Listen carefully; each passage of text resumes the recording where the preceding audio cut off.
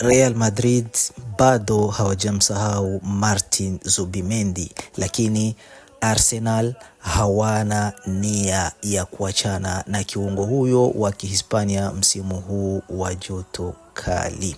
Kwa mujibu wa The Sun, klabu hiyo ya Madrid inaendelea kumfuatilia mchezaji huyo mwenye umri wa miaka 27 ambaye tayari walijaribu kumsajili mwaka jana kabla ya uhamisho wake kutoka Real Sociedad kwenda Arsenal kwa takriban euro milioni 60.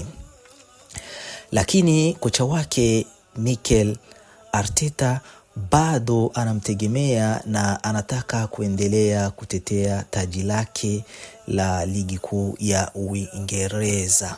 Ushindani katika safu ya kiungo unatarajiwa kuwa mkali, hasa baada ya kuwasili kwa Bruno Guimaraes aliyesajiliwa kwa euro milioni 85, huku Declan Rice na Martin Odegaard pia wakiwa miongoni mwa wachezaji muhimu. Hali hii haibadilishi msimamo wa Arsenal. Zubimendi anatarajiwa tu kuondoka endapo atapewa ofa kubwa.